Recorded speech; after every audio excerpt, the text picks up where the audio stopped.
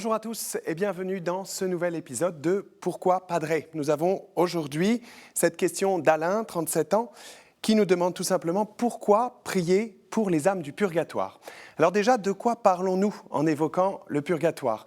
On en parle parfois un peu injustement comme d'un lieu ou comme d'un temps, une durée de purification. Or, cette réalité prend place après la mort, donc hors de l'espace et du temps qui sont des réalités créées. Ces images sont impropres. Il s'agit davantage d'un état, l'état de celui qui désire être en pleine communion avec Dieu pour l'éternité, mais qui à l'heure de sa mort n'est pas dans cette situation. Et Dieu, par miséricorde, offre cette possibilité pour permettre d'entrer pleinement dans la joie du salut. Alors, pourquoi prier pour les âmes qui sont dans cet état de purification, puisqu'après tout, effectivement, elles sont déjà sauvées. Alors cela est vrai, mais elles ne sont pas encore entrées dans la joie parfaite. Or, c'est précisément ce que nous vivons, ce pourquoi nous sommes créés, être heureux en Dieu pour l'éternité. Il y a donc en ces âmes quelque chose d'inachevé dans leur chemin de salut et de sanctification.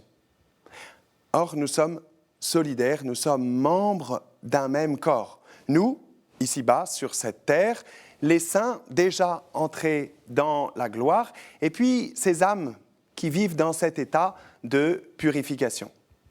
Nous sommes donc tous appelés à prier les uns pour les autres.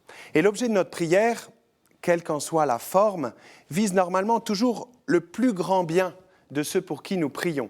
Ce que nous désirons, c'est la sainteté, c'est-à-dire la vie éternelle en Dieu.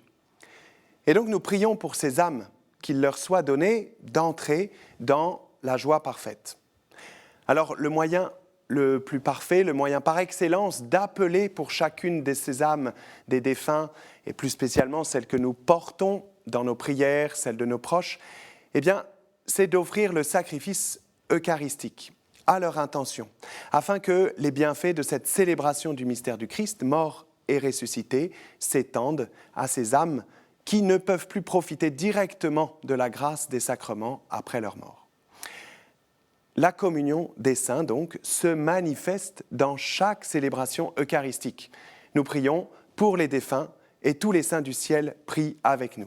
Et la bonne nouvelle, c'est qu'à l'inverse, nous savons que ces âmes du purgatoire, membres du corps du Christ, intercèdent pour nous sans relâche. Le saint curé d'Ars s'exclamait « Si l'on savait combien nous pouvons obtenir des grâces par le moyen des âmes du purgatoire, elles ne seraient pas tant oubliées. » Elles nous portent dans leurs prières, qu'il nous soit donné à nous aussi d'entrer dans la joie du salut. Alors n'oublions pas de prier pour le salut de toutes ces âmes et d'offrir le sacrifice de la messe à cette intention.